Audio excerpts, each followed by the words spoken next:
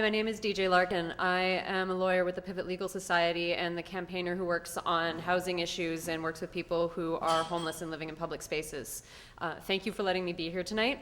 I thought I'd take a couple of minutes to go over the legal framework that allows and at times encourages gentrification and displacement of low-income people, and then talk a little bit about the human rights implications of the broken system. I would love to talk about options for how to make it better, but maybe that can be part of the discussion after, based on people's questions, because I just don't want to take up too much time.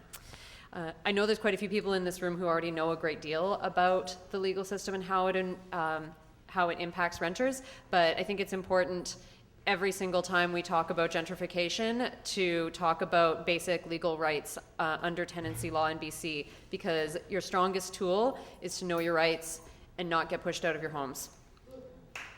It's the best thing we can do.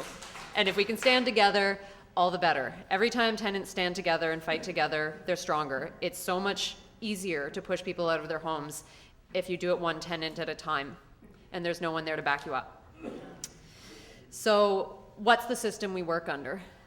In British Columbia, we have a Residential Tenancy Act that gives rights and responsibilities to both tenants and landlords. And under that act, rent is supposed to be controlled, which means it can only go up a certain percentage per year, and your landlord has to give you notice of that increase. So one thing that's important about Vancouver, and that is a huge problem in Vancouver, is that those rents are only controlled as long as the same person lives in the unit. The rent is not attached to the SRO unit or the apartment, it's attached to that tenancy. So if you can force that person out, you can raise the rent as much as you want. Second problem, rents can't be controlled by the city, they say, anyway. Cities have not taken on any responsibility to control rents within their own cities. So when you are told by local politicians at the municipal level that they're working to provide affordable housing, just keep in mind, if you say, what are you going to do to control my rent? Their answer is going to be nothing, because they don't have that power, or at least they don't accept that power, and they're not taking that responsibility at this point. Rent is controlled at the provincial level, and the province hasn't shown any interest in helping people control the rents, or at least attaching rents to units as opposed to tenancies. So what is an actual renoviction? By the books, a renoviction is when a landlord has all of the permits required by law to do renovations, and those renovations have to be so significant that they absolutely require that that unit be empty. Let me tell you how often that's how it actually happens. Almost never. How renovictions actually occur is landlords come into the building, they start painting the building, they usually tell a tenant, I need you out of here because I'm gonna renovate, I have the right to do that. But if you look into it, do they have permits? Usually not.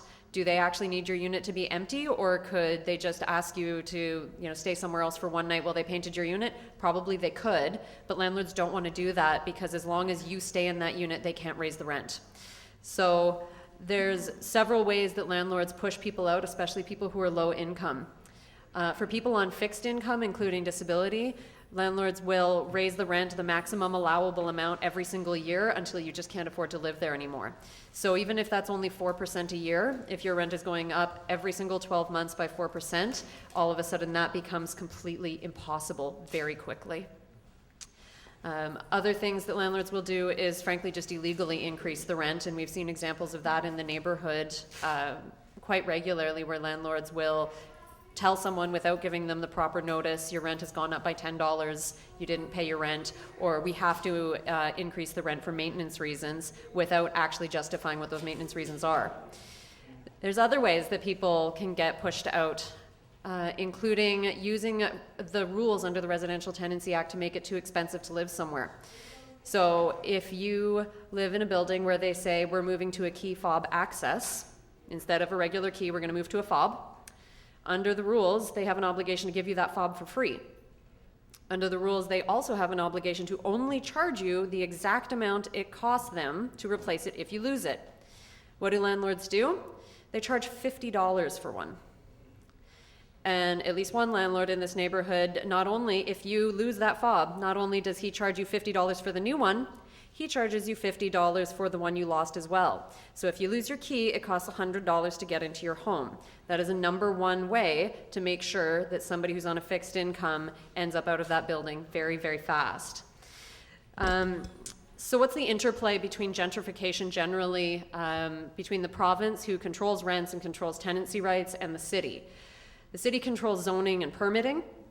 And what's interesting is that cities are very good at doing things like exclusionary zoning. So for example, this is not Vancouver, but another local city in the area uses exclusionary zoning to make it impossible to develop social housing or social service buildings in their downtown business area because they don't want them. They want it to be a business-only area. So cities are very happy to exclude social services, but they will not exclude businesses that come into a neighborhood, sell expensive products that are not available to local residents, and increase property values and make it more difficult for people to live there. So this city in Vancouver has what's called a single residency accommodation bylaw. That's designed to protect SROs. The whole point of the SRA bylaw, according to the city, was to protect SROs, and what they used to say on their website was to protect SROs as low-income housing stock because it is considered one of the key housing options for people, and often their last stop before becoming homeless. When I pointed out to them that they were failing to protect the housing stock as low-income housing, they just took that part down off the website. So, under the SRA bylaw, if you want to convert an SRO room, you are supposed, as a landlord, you have to pay a fee. It's a hefty fee, up to, I believe, $15,000 per unit. Unfortunately, that only works if you're looking to renovate it into a fully contained apartment, or if you are looking to turn it into a tourist hotel. So renovicting people and raising the rent, according to the city, does not trigger the SRA bylaw, which is why we see this. We see the SROs still standing, but people in the neighborhood not being able to afford them anymore, and it's because of the failure of that bylaw. There's another thing that the city's failing at, is actively enforcing their standards of maintenance bylaw. They have a rental standards database, but here's what can happen. They fail to actually go into a building like, say, for example, the Clifton, and really strongly enforce maintenance standards, up to and including the city has the power to go in and do the maintenance themselves and then charge the owner. They don't like to do that. But if they fail for long enough to do that maintenance, that then can justify for a landlord saying, well, now it's gotten so bad, I have to renovict everybody to do that maintenance. So it's because of the failure to maintain clean, healthy housing in the first place that you can then trigger what ends up being a legal renoviction. So what happens when a few buildings in your neighborhood start to gentrify? What happens when 2 SROs down the block are all of a sudden renting for $700? Is your building safe? Because you're still in it, right? You're still there and you have rent control.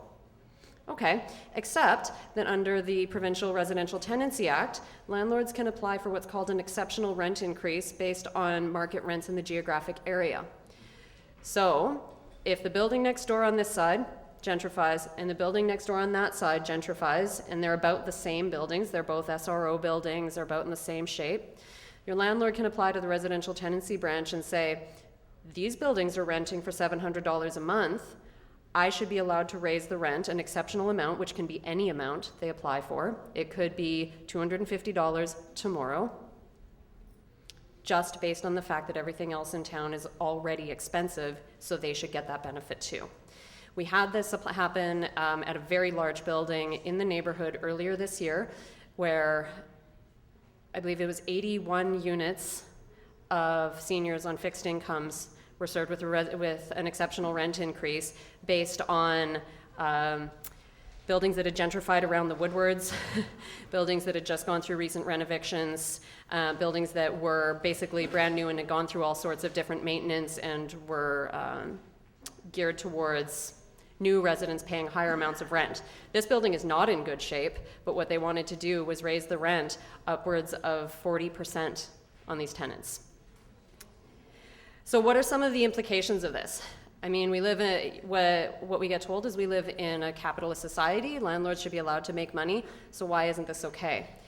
Well, here's one of the major problems with gentrification from a legal perspective, other than everything else we've just talked about. There are human rights implications. The process of gentrification targets people who are on government income, targets people who have disabilities, and honestly targets people who are racialized, and in this neighborhood, very specifically Aboriginal people. It is a process of displacement that targets very specific groups of people based on who they are and has disproportionate impacts on those people.